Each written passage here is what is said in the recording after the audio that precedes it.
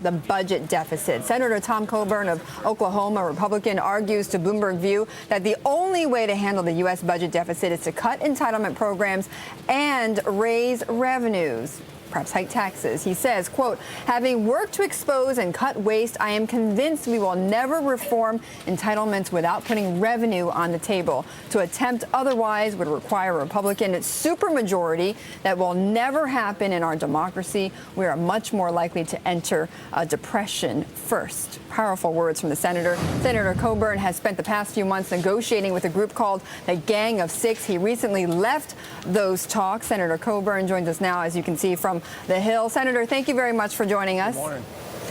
Happy to be with you. Why did you leave the Gang of Six talks?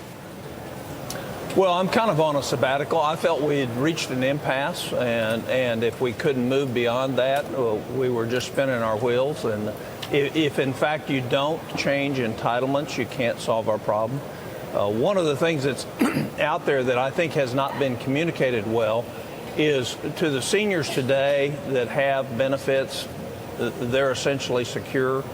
But we cannot guarantee that in the future that's going to be the case. And we should be honest with the American people that we're going to have to change those if, in fact, we're going to have a secure future. So if we don't change them, we will not. So entitlements was what caused you to walk out?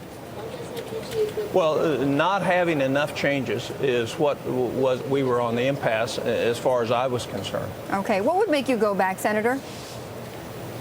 Oh, I don't know that I probably want to debate that through the media rather than have personal and private conversations with the other 5 members of the groups who worked in good faith to try to come to an agreement. But do you have contact with them? Are you privy to what they're talking about now? It's at times. What I've decided to do is to actually outline $9 trillion worth of potential changes in our government. Betty Liu, look, the American people innately know that we're out of control at the federal level, that we have tremendous amounts of waste, good intentions, but terrible waste. And, you know, we could easily cut $3.5 trillion over the next 10 years just from waste, fraud, abuse, and duplication. And that needs to be a part of anything we do. And I can outline that, where that is. And I will outline that when I put forward this $9 trillion. Well, one of the things that you did outline, Senator Coburn, in your Bloomberg View column is tax earmarks. And you criticize, members of your own party for not putting that on the table as a way to raise revenues. Why is it so difficult for some of the members of your party to get around to that?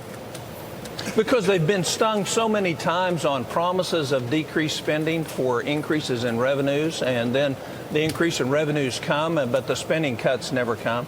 And we're at a point, the international financial community knows it, we know it. The question is will we do it? And the only way you get an agreement is through compromise, and the compromise has to have certain revenues that will flow to the federal government. And remember, the consequences of our tax credit system ends up causing businesses and capital formation to direct capital in ways that the government wants that are not necessarily the best way to get the most bang for our buck out of invested capital.